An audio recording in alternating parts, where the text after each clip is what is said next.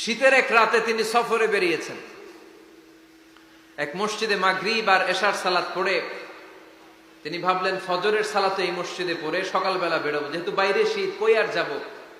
Bag থেকে কাঁথা বের করে হাদিস পড়তে শুরু করেছেন আর ভাবলেন হাদিস পড়তে পড়তেই রাতটা কাটিয়ে দিব। কিন্তু মসজিদের দারোয়ান এসে বলে, মুরব্বী, মসজিদে তো থাকা যাবে না, আপনি বেরোন।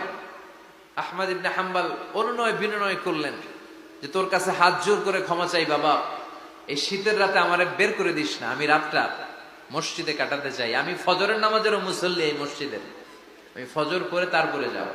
দারোয়ান সে না ছোট বান্দা, সে বলে না মসজিদে থাকতে পারবেন না, বেরোন বেরোন। না বেরোলে গাঠটি সহ ঘাট ধাক্কা দিয়ে বের করে দেবে। চিনতে পারে নাই যে এটা মুহাদ্দিসুদ দাহর, এ যুগের সর্বশ্রেষ্ঠ মুহাদ্দিস ইমাম আহমদ ইবনে হাম্বল।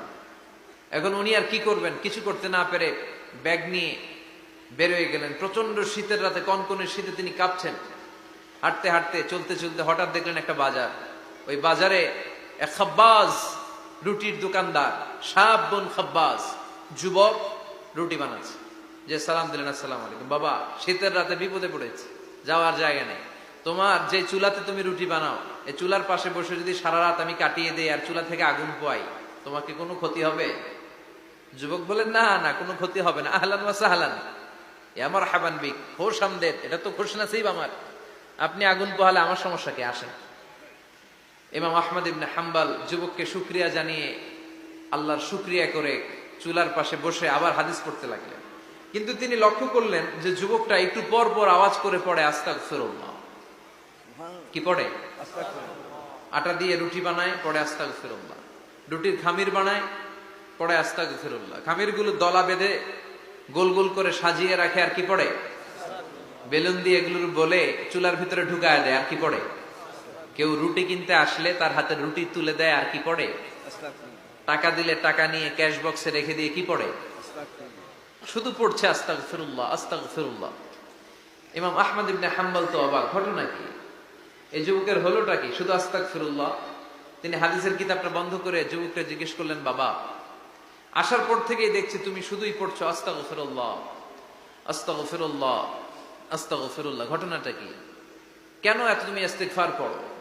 যুবক বলল, এটা আমার একটা চিরাচরিত আমল, সব সময় আমি এই আমলটা করি। আমি সব সময় ইস্তিগফারের সাথে আঠার মতো লেগে থাকি, আর সব সময় ইস্তিগফার পড়ার কারণে আল্লাহ তাআলা আমাকে মুস্তাজাবুদ দাওয়া বানিয়ে দিয়েছে। মানে আমি দোয়া করলেই দোয়া কবুল হয়ে যায়। এই জীবনে আমি যত দোয়া হাত তুলে করেছি, মুহূর্তের মধ্যে আমার দোয়াগুলো কবুল করে নিয়েছে কে? আল্লাহ। শুনে তো ইমাম আহমদ ইবনে হাম্বল অবাক, বলে কি, আনতা মুস্তাজাবুদ দাওয়া? তুমি মুস্তাজাবুদ দাওয়া, তুমি দোয়া করলেই কবুল? না, আনা মুস্তাজাবুদ দাওয়া, হ্যাঁ আমি দোয়া করলেই কবুল হয়ে যায়। তুমি জীবনে যা দোয়া করেছো সব পেয়েছো? হ্যাঁ, আমি জীবনে যা দোয়া করেছি আমি সব পেয়েছি, সব দোয়া কবুল হয়েছে আমার জীবনে, শুধু একটা দোয়া ছাড়া। ইমাম আহমদ ইবনে হাম্বলের কৌতূহল আরো বেড়ে গেল। সব দোয়া তোমার কবুল হয়েছে, একটা দোয়া কবুল হয় নাই, সেটা আবার কি? যুবক বলতে আরম্ভ করলো, আমার যে দোয়াটা কবুল হয় নাই সেটা হচ্ছে আমি আল্লাহর কাছে অনেকবার দোয়া করেছি, আল্লাহ শুনেছি এই জামানার সবচেয়ে বড় মুহাদ্দিস, তার নাম নাকি ইমাম আহমদ ইবনে হাম্বল। আল্লাহ, তোমার কাছে আমার আকুতি, তোমার কাছে আমার মিনতি, আমি যেন এত বড় মুহাদ্দিসের হাতে হাত রেখে মুসাফা করতে পারি আর তার কপালে একটা চুমু দিতে পারি। আমার এই দোয়াটা আজও কবুল হয় নাই। আজও আল্লাহ তাআলা এই দোয়াটা কেন যে কবুল করে না আমি জানি না। একথা শুনে ইমাম আহমদ ইবনে হাম্বল আবেগপ্রবণ হয়ে গেলেন, আর নিজেকে ধরে রাখতে পারলেন না, চোখের পানি ছেড়ে দিলেন আর বললেন, ইয়া শাব, হে যুবক, আহমদ ইবনে হাম্বলের সাথে দেখা করার জন্য তোমার আহমদ ইবনে হাম্বলের দরবারে যাওয়ার দরকার নাই, তোমার এই দোয়াটাও আল্লাহ কবুল করে নিয়েছে। আহমদ ইবনে হাম্বল দেখা দেওয়ার জন্য তোমার দরবারে ছুটে এসেছে। আনা আহমদ ইবনে হাম্বল মুহাদ্দিসুদ দাহর, আমি হচ্ছে আহমদ ইবনে হাম্বল।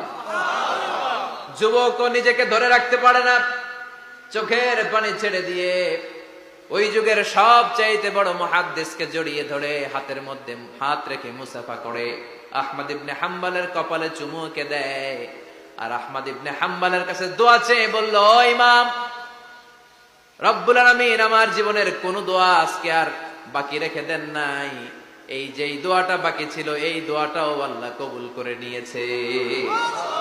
এই দোয়াটাও খুব মুস্তাজাবুদ দাওয়া। আপনি সব সময় যদি ইস্তেগফারের সাথে আঠার মতো লেগে থাকতে পারেন, আপনি দোয়া করা মাত্র দোয়া কবুল করে নেবে কে? এজন্য সব সময় অবসরে বসে আছেন, বাস স্টেশনে বসে আছেন, সিএনজিতে চড়ে এক জায়গা থেকে আরেক জায়গায় যাচ্ছেন, বিছানায় শুয়ে আছেন, পড়বেন আস্তাগফিরুল্লাহ।